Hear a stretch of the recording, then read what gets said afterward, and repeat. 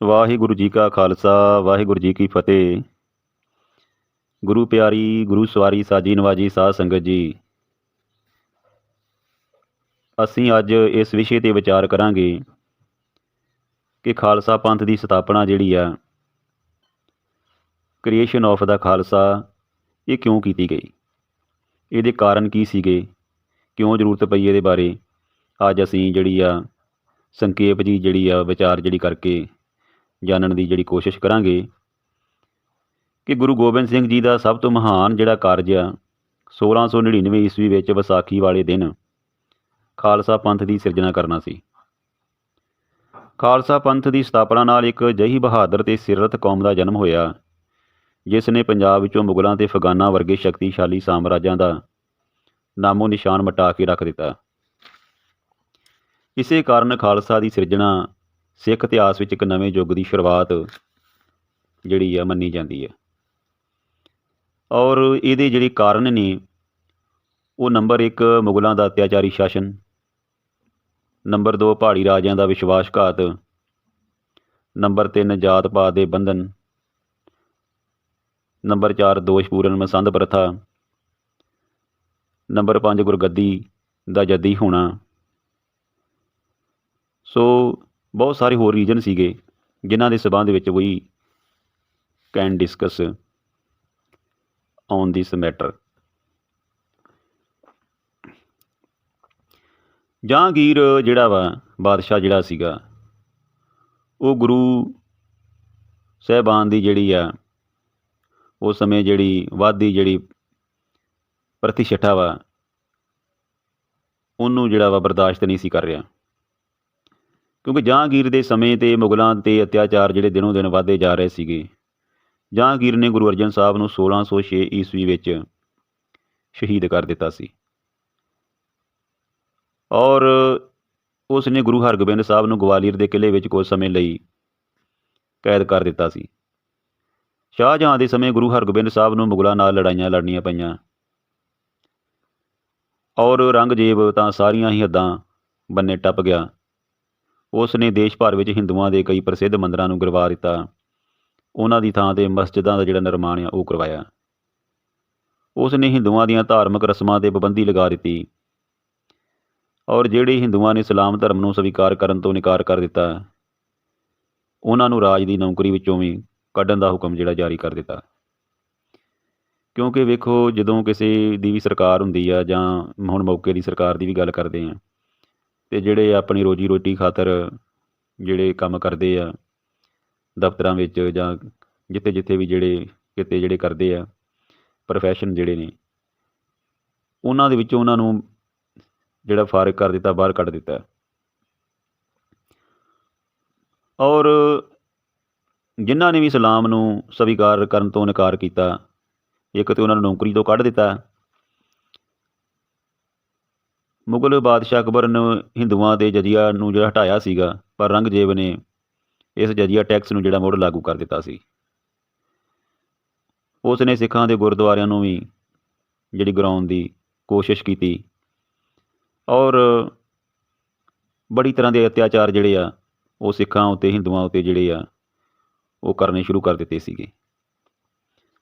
ਔਰ ਇਸ ਤੋਂ ਇਲਾਵਾ ਉਸ ਨੇ ਵੱਡੀ ਗਿਣਤੀ ਵਿੱਚ ਇਸਲਾਮ ਧਰਮ ਨੂੰ ਸਵੀਕਾਰ ਨਾ ਕਰਨ ਵਾਲੇ ਗੈਰ ਮੁਸਲਮਾਨਾਂ ਨੂੰ ਕਤਲ ਵੀ ਕਰਵਾ ਦਿੱਤਾ। ਅਤੇ ਸਭ ਤੋਂ ਵੱਧ ਕੇ ਜੇਕਰ ਅਸੀਂ ਗੱਲ ਕਰੀਏ, 11 ਨਵੰਬਰ 1675 ਈਸਵੀ ਨੂੰ ਗੁਰੂ ਤੇਗ ਬਹਾਦਰ ਜੀ ਨੂੰ ਸ਼ਹੀਦ ਕਰਵਾ ਦਿੱਤਾ। ਉਹਨਾਂ ਨੂੰ ਅਨੇਕਾਂ ਤਸੀਹੇ ਦਿੱਤੇ ਔਰ ਮੁਗਲਾਂ ਦੇ ਇਹਨਾਂ ਵੱਧ ਰਹੇ ਅਤਿਆਚਾਰਾਂ ਦਾ ਅੰਤ ਕਰਨ ਲਈ ਗੁਰੂ ਗੋਬਿੰਦ ਸਿੰਘ ਜੀ ਨੇ ਖਾਲਸਾ ਪੰਥ ਦੀ ਸਾਜਨਾ ਨੂੰ ਜਿਹੜਾ ਵਾ ਇੱਕ ਜ਼ਰੂਰੀ ਕਦਮ ਸਮਝਿਆ। ਖਾਲਸਾ ਉਪਜਿਓ ਪਰਮਾਤਮ ਕੀ ਮੌਜ, ਖਾਲਸਾ ਕਾਲਜ ਪੁਰਖ ਕੀ ਫੌਜ। ਨੰਬਰ 2 ਪਹਾੜੀ ਰਾਜਿਆਂ ਦਾ ਵਿਸ਼ਵਾਸਘਾਤ। ਉਸ ਸਮੇਂ ਪਹਾੜੀ ਰਾਜੇ ਜਿਹੜੇ ਆ ਗੁਰੂ ਗੋਬਿੰਦ ਸਿੰਘ ਜੀ ਦੀ ਪਹਾੜੀ ਰਾਜਿਆਂ ਨਾਲ ਮਿਲ ਕੇ ਜਿਹੜੇ ਸਾਮਰਾਜ ਦਾ ਅੰਤ ਕਰਨਾ ਚਾਹੁੰਦੇ ਸਨ, ਪਰ ਇਹ ਪਹਾੜੀ ਰਾਜੇ ਜਿਹੜੇ ਆਪਣੇ ਸਵਾਰਥੀ ਹਿੱਤਾਂ ਕਾਰਨ ਕੁਝ ਸਮੇਂ ਲਈ ਗੁਰੂ ਸਾਹਿਬ ਨਾਲ ਮਿਲ ਤਾਂ ਗਏ, ਪਰ ਬਾਅਦ ਵਿੱਚ ਗੁਰੂ ਸਾਹਿਬ ਦੇ ਨਾਲ ਵਿਸ਼ਵਾਸਘਾਤ ਕਰਨ ਲੱਗੇ, ਧੋਖਾ ਦੇਣ ਲੱਗੇ ਅਤੇ ਮੁੜ ਕੇ ਫਿਰ ਮੁਗਲਾਂ ਦੇ ਨਾਲ ਜਿਹੜੀ ਆ ਜਾ ਰਲੇ। ਸੋ ਗੁਰੂ ਸਾਹਿਬਾਨ ਨੇ ਇਹ ਮਹਿਸੂਸ ਕੀਤਾ ਕਿ ਪਹਾੜੀ ਰਾਜਿਆਂ 'ਤੇ ਵਿਸ਼ਵਾਸ ਨਹੀਂ ਕੀਤਾ ਜਾ ਸਕਦਾ। ਇਸ ਲਈ ਗੁਰੂ ਗੋਬਿੰਦ ਸਿੰਘ ਜੀ ਨੇ ਆਪਣੇ ਜਿਹੇ ਸੈਨਿਕਾਂ ਨੂੰ ਤਿਆਰ ਕਰਨ ਦਾ ਇੱਕ ਫੈਸਲਾ ਕੀਤਾ ਜੋ ਮੁਗਲਾਂ ਦਾ ਡਟ ਕੇ ਸਾਹਮਣਾ ਕਰ ਸਕਣ, ਔਰ ਸਿੱਟੇ ਵਜੋਂ ਗੁਰੂ ਸਾਹਿਬਾਨ ਨੇ ਖਾਲਸਾ ਪੰਥ ਦੀ ਸਥਾਪਨਾ ਕੀਤੀ। ਜਾਤ ਪਾਤ ਦਾ ਜਿਹੜਾ ਬੰਧਨ ਆ, ਇਹ ਸ਼ੁਰੂ ਤੋਂ ਹੀ ਜਿਹੜਾ ਵਾ ਆਦਿਕਾਲੀਨ ਤੋਂ ਤੁਰਿਆ ਆ ਰਿਹਾ ਵਾ।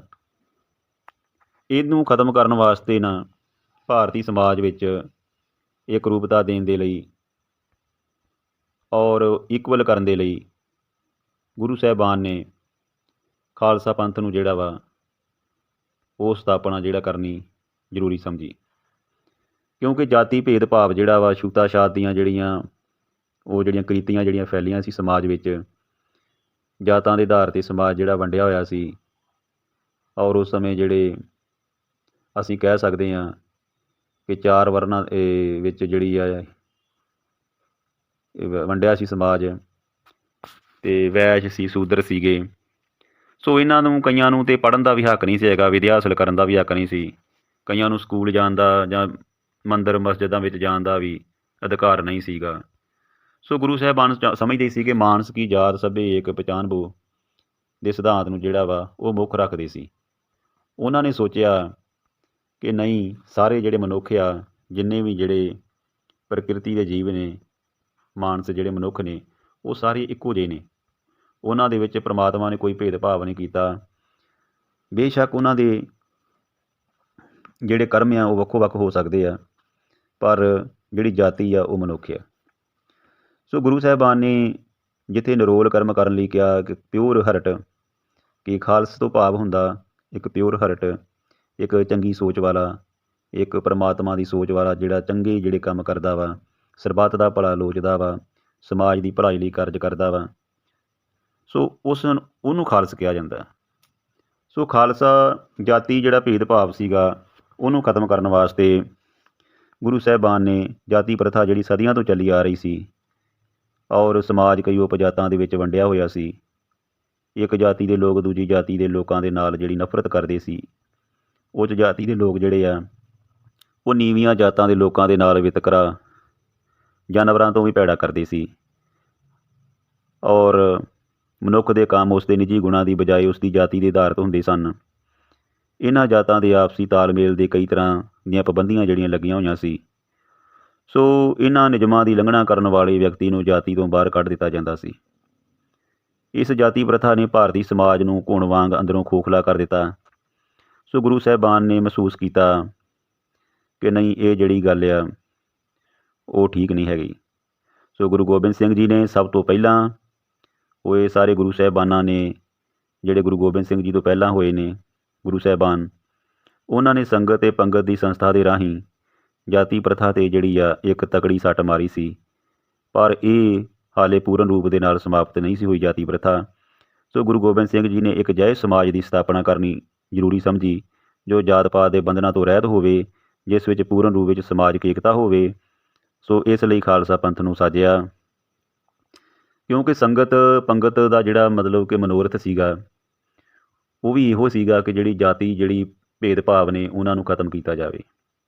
ਹੁਣ ਜਦੋਂ ਅਸੀਂ ਵੇਖੋ, ਜਦੋਂ ਲੰਗਰ ਛਕਣ ਜਾਂਦੇ ਹਾਂ ਗੁਰਦੁਆਰਿਆਂ ਵਿੱਚ ਜਾਂ ਕਿਸੇ ਵੀ ਜਗ੍ਹਾ 'ਤੇ, ਉੱਥੇ ਅਮੀਰ ਗਰੀਬ ਕਿਸੇ ਵੀ ਜਾਤੀ ਦਾ ਕੋਈ ਵੀ ਮਨੁੱਖ ਜਿਹੜਾ ਵਾ ਉਹਨੂੰ ਲੰਗਰ ਛਕਣ ਦੀ ਜਿਹੜੀ ਇਜਾਜ਼ਤ ਆ। ਔਰ ਇਸੇ ਤਰ੍ਹਾਂ ਸਰੋਵਰ ਦੇ ਜਿਹੜੇ ਨਿਰਮਾਣ ਕਰਵਾਏ, ਉੱਥੇ ਭਾਵੇਂ ਕੋਈ ਵੀ ਕਿਸੇ ਵੀ ਧਰਮ ਦਾ ਜਾਤੀ ਦਾ ਜਿਹੜਾ ਮਨੁੱਖ ਆ ਉਹ ਆ ਕੇ ਇਸ਼ਨਾਨ ਕਰ ਸਕਦਾ ਵਾ, ਔਰ ਬਿਨਾਂ ਕਿਸੇ ਭੇਦਭਾਵ ਤੋਂ। ਔਰ ਜਿਹੜੇ ਲੰਗਰ ਆ ਉਹਦੇ ਵਿੱਚ ਵੀ ਭਾਵੇਂ ਕੋਈ ਕਿੰਨੇ ਵੀ ਵੱਡੇ ਰੁਤਬੇ ਵਾਲਾ ਹੋਵੇ, ਉਹਨੂੰ ਵੀ ਚੌਂਕੜਾ ਮਾਰ ਕੇ ਪੰਗਤ ਵਿੱਚ ਬੈਠ ਕੇ ਜਿਹੜਾ ਲੰਗਰ ਆ ਉਹ ਛਕਣਾ ਪੈਂਦਾ ਵਾ। ਸੋ ਸਾਰਿਆਂ ਨੂੰ ਗੁਰੂ ਸਾਹਿਬਾਨ ਨੇ ਇੱਕੋ ਜਿਹਾ ਜਿਹੜਾ ਰੁਤਬਾ ਦਿੱਤਾ, ਇੱਕੋ ਜਿਹਾ ਜਿਹੜਾ ਵਾ ਸਮਾਨਤਾ ਜਿਹੜੀ ਲਿਆਂਦੀ, ਇਕੁਐਲਿਟੀ ਲਿਆਂਦੀ।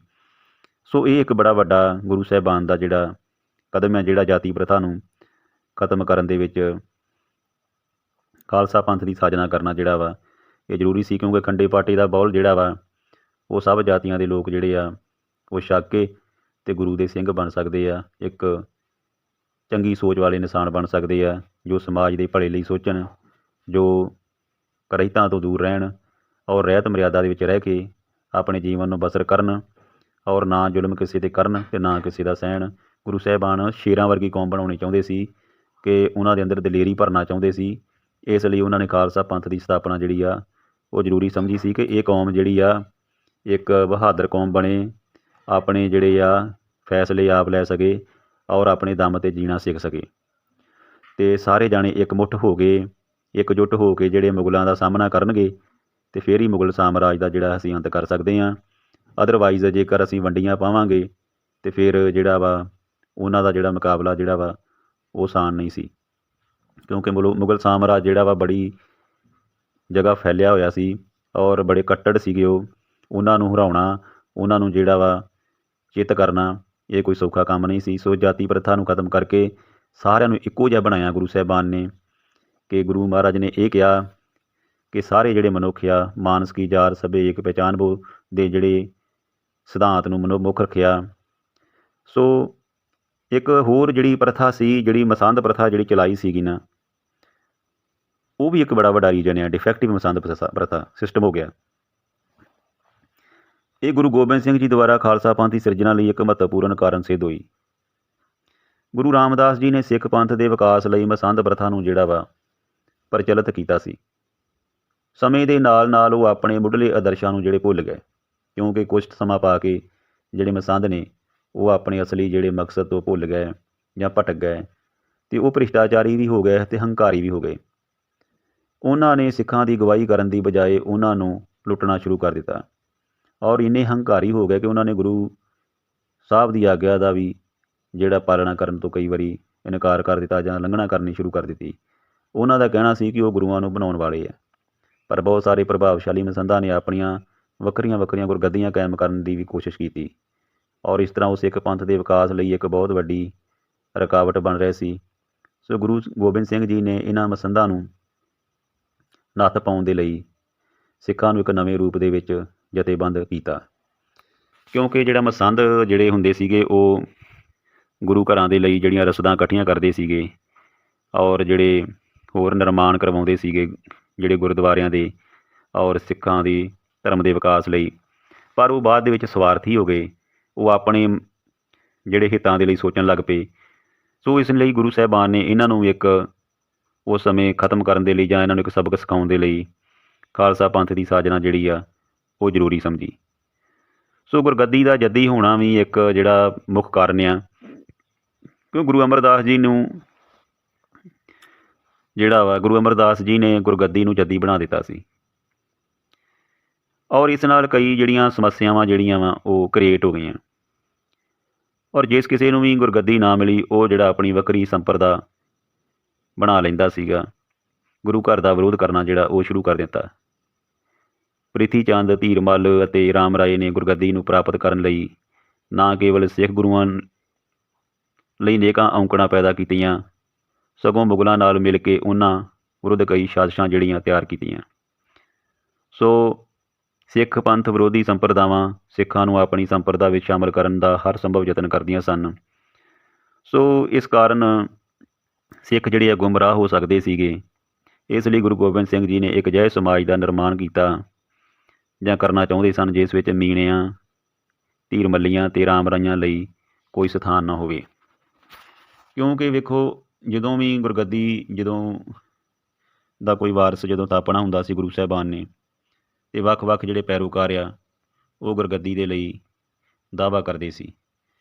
ਸੋ ਇਸ ਕਰਕੇ ਗੁਰੂ ਸਾਹਿਬਾਨ ਨੇ ਸੋਚਿਆ ਕਿ ਇਹ ਜਿਹੜੀ ਇੱਕ ਗਲਤ ਰਵਾਇਤ ਆ, ਕਿਉਂਕਿ ਜੇ ਅਸੀਂ ਆਪਣੇ ਇਹਨਾਂ ਚੀਜ਼ਾਂ ਨੂੰ ਖਤਮ ਕਰਨਾ ਵਾ, ਇੱਕ ਮੁੱਠ ਹੋਣਾ ਵਾ, ਇੱਕ ਸਿਸਟਮ ਬਣਾਉਣਾ ਵਾ, ਇੱਕ ਗੁਰਬਾਣੀ ਅਸਲੀ ਜਿਹੜੇ ਮਤਲਬ ਹੱਕਦਾਰ ਜਿਹੜੇ ਗੁਰਬਾਣੀ ਦੇ ਜਿਹੜੇ ਗੁਰੂ ਸਾਹਿਬਾਨ ਨੇ ਜਿਹੜੇ, ਔਰ ਇੱਕ ਚੰਗੇ ਸਮਾਜ ਦੀ ਸਿਰਜਣਾ ਕਰਨੀ ਆ, ਅਤੇ ਫਿਰ ਸਾਨੂੰ ਜਿਹੜੇ ਆ ਇਹ ਗੁਰਗੱਦੀ ਦਾ ਜਿਹੜਾ ਜੱਦੀ ਹੋਣਾ ਵਾ ਇਹਨੂੰ ਵੀ ਜਿਹੜਾ ਸਮਾਪਤ ਕਰਕੇ ਗੁਰੂ ਸਾਹਿਬਾਨ ਨੇ ਆਪਣੇ ਤੋਂ ਬਾਅਦ ਗੁਰੂ ਗ੍ਰੰਥ ਸਾਹਿਬ ਜੀ ਨੂੰ ਗੁਰੂ ਦਾ ਜਿਹੜਾ ਰੁਤਬਾ ਦਿੱਤਾ। ਸੋ ਇਹ ਵੀ ਇੱਕ ਬੜੀ ਵੱਡੀ ਸਿੱਖ ਪੰਥ ਦੇ ਲਈ ਮਹਾਨ ਜਿਹੜਾ ਕਾਰਨਾਮਾ ਵਾ, ਕਾਰਜ ਆ, ਕਿ ਜਿੰਨੀ ਵੀ ਗੁਰੂ ਸਾਹਿਬਾਨ ਦੀ ਜਿਹੜੀ ਬਾਣੀ ਸੀਗੀ ਗੁਰੂ ਨਾਨਕ ਦੇਵ ਜੀ ਤੋਂ ਲੈ ਕੇ ਅਤੇ ਆਪਣੇ ਜਿੰਨੇ ਵੀ ਗੁਰੂ ਸਾਹਿਬਾਨਾਂ ਨੇ ਬਾਣੀ ਰਚੀ ਜਿਹੜੀ ਆ, ਜੋ ਧੰਨ ਧੰਨ ਸ਼੍ਰੀ ਗੁਰੂ ਗ੍ਰੰਥ ਸਾਹਿਬ ਜੀ ਦੇ ਵਿੱਚ ਦਰਜ ਆ।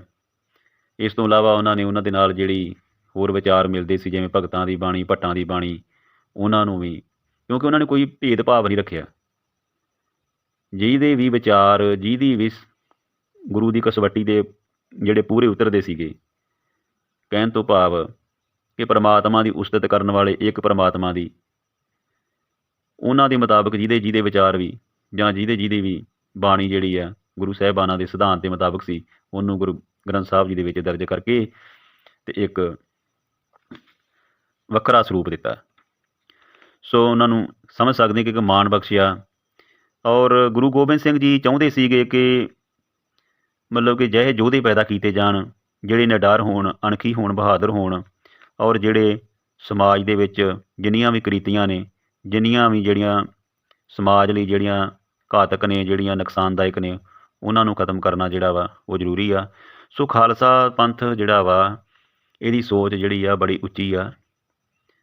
ਇਹਨੂੰ ਇੱਕ ਜਈ ਕੌਮ ਕਿਹਾ ਜਾਂਦਾ ਵਾ, ਜਾਂ ਇੱਕ ਜਿਹਾ ਕਿ ਜਿਹੜੇ ਨਾਰੀ ਜਾਤੀ ਦਾ ਸਨਮਾਨ ਕਰਦੇ ਆ, ਜਿਹੜੇ ਧਰਮ ਲਈ ਕਾਰਜ ਕਰਦੇ ਆ, ਜਿਹੜੇ ਚੰਗੇ ਕਰਮ ਕਰਦੇ ਆ, ਜਿਹੜੇ ਕਿਸੇ ਦੇ ਨਾਲ ਕੋਈ ਭੇਦਭਾਵ ਨਹੀਂ ਕਰਦੇ, ਜਿਹੜੇ ਕਿਸੇ ਗਰੀਬ ਦੀ ਮਦਦ ਕਰਦੇ ਆ, ਜਿਹੜੇ ਕਹਿ ਸਕਦੇ ਹਾਂ ਕਿ ਹਰ ਤਰ੍ਹਾਂ ਕਰਕੇ ਜਿਹੜੇ ਜੋ ਪ੍ਰਮਾਤਮਾ ਚਾਹੁੰਦਾ ਉਸੇ ਤਰ੍ਹਾਂ ਹੀ ਕਰਦੇ ਆ। ਅਸਲ ਦੇ ਵਿੱਚ ਉਹ ਖਾਲਸਾ ਪੰਥ ਆ। ਖਾਲਸਾ ਪੰਥ ਦਾ ਜਿਹੜਾ ਮਨੋਰਥ ਆ ਉਹ ਇਹੋ ਹੀ ਆ ਕਿ ਵੱਧ ਤੋਂ ਵੱਧ ਸਮਾਜ ਸੇਵਾ ਕੀਤੀ ਜਾਵੇ, ਸਾਰਿਆਂ ਨੂੰ ਇੱਕ ਸਮਾਨ ਜਿਹੜਾ ਦਰਜਾ ਦਿੱਤਾ ਜਾਵੇ, ਕਿਸੇ ਨਾਲ ਕੋਈ ਵਿਤਕਰਾ ਨਾ ਕੀਤਾ ਜਾਵੇ, ਕੋਈ ਨਫ਼ਰਤ ਨਾ ਕੀਤੀ ਜਾਵੇ, ਕੋਈ ਈਰਖਾ ਨਾ ਕੀਤੀ ਜਾਵੇ। ਸਾਰਿਆਂ ਦਾ ਜਿਹੜਾ, ਕਿਉਂਕਿ ਜਿਨ ਪ੍ਰੇਮ ਕੀਓ ਤਿਨ ਹੀ ਪ੍ਰਭ ਪਾਇਓ, ਗੁਰੂ ਸਾਹਿਬਾਨ ਨੇ ਜਾਪ ਸਾਹਿਬ ਦੇ ਵਿੱਚ ਫਰਮਾਇਆ ਕਿ ਪ੍ਰੇਮ ਦੇ ਨਾਲ ਹੀ ਅਸੀਂ ਜਿਹੜਾ ਵਾ ਸਮਾਜ ਨੂੰ ਜਿਹੜਾ ਵਾ, ਜੇਕਰ ਅਸੀਂ ਇੱਕ ਮੁੱਠ ਕਰਾਂਗੇ ਅਤੇ ਦੁਸ਼ਮਣਾਂ ਨੂੰ ਵੀ ਜਿਹੜੇ ਆ ਉਹ ਅਸੀਂ, ਜਿਹੜੇ ਸਮਾਜ ਜਿਹੜੇ ਵਿਰੋਧੀ ਆ, ਉਹਨਾਂ ਦਾ ਜਿਹੜਾ ਸਾਹਮਣਾ ਕਰ ਸਕਦੇ ਹਾਂ। ਸੋ ਬਹੁਤ ਸਾਰੇ ਹੋਰ ਵੀ ਕਾਰਨ ਆ, ਪਰ ਅਸੀਂ ਸੰਖੇਪ ਦੇ ਵਿੱਚ ਕਹਿ ਸਕਦੇ ਹਾਂ ਕਿ ਗੁਰੂ ਗੋਬਿੰਦ ਸਿੰਘ ਜੀ ਦਾ ਜਿਹੜਾ ਉਦੇਸ਼ ਸੀਗਾ, ਬਚਿੱਤਰ ਨਾਟਕ ਦੇ ਵਿੱਚ ਲਿਖਿਆ ਉਹਨਾਂ ਨੇ ਕਿ ਮੈਂ ਜਿਹੜਾ ਸੰਸਾਰ ਵਿੱਚ ਧਰਮ ਦਾ ਪ੍ਰਚਾਰ ਕਰਨਾ ਅਤੇ ਜ਼ੁਲਮਾਂ ਦਾ ਨਾਸ਼ ਕਰਨਾ ਜਿਹੜਾ ਵਾ ਉਹ ਮੇਰਾ ਮਨੋਰਥ ਸੀਗਾ। ਔਰ ਜ਼ਾਲਮਾਂ ਦਾ ਨਾਸ਼ ਕਰਨ ਲਈ ਤਲਵਾਰ ਨੂੰ ਚੁੱਕਣਾ ਜਿਹੜਾ ਅਤੀ ਜ਼ਰੂਰੀ ਸੀ। ਆਪਣੇ ਇਸ ਉਦੇਸ਼ ਦੀ ਪੂਰਤੀ ਲਈ ਗੁਰੂ ਗੋਬਿੰਦ ਸਿੰਘ ਜੀ ਨੇ ਕਿਹਾ ਕਿ ਜਿੱਥੇ ਬਾਣੀ ਪੜ੍ਹਨੀ ਆ, ਜਿੱਥੇ ਨਿਮਰਤਾ ਜ਼ਰੂਰੀ ਆ, ਉਹਦੇ ਨਾਲ ਨਾਲ ਹੱਕ ਸੱਚ ਲਈ ਜਿਹੜਾ ਲੜਨਾ ਉਹ ਵੀ ਜ਼ਰੂਰੀ ਆ। ਔਰ ਗੁਰੂ ਸਾਹਿਬਾਨ ਨੇ ਖਾਲਸਾ ਪੰਥ ਦੀ ਸਥਾਪਨਾ ਕੀਤੀ, ਔਰ ਇਹ ਜਿਹੜੀ ਸਥਾਪਨਾ ਵਾ ਉਹ ਬਾਅਦ ਦੇ ਵਿੱਚ ਇੰਨੀ ਜ਼ਿਆਦਾ ਜਿਹੜੀ ਲਾਭਵੰਦ ਹੋਈ ਸਮਾਜ ਲਈ ਕਿ ਜਿਹੜੇ ਸਾਰੇ ਜਾਣੇ ਜਿਹੜੇ ਆ ਉਹ ਇੱਕ ਪਲੇਟ ਇਕੱਠੇ ਹੋ ਕੇ ਮੁਗਲਾਂ ਦਾ ਜਿਹੜਾ ਵਾ ਸਾਹਮਣਾ ਕੀਤਾ।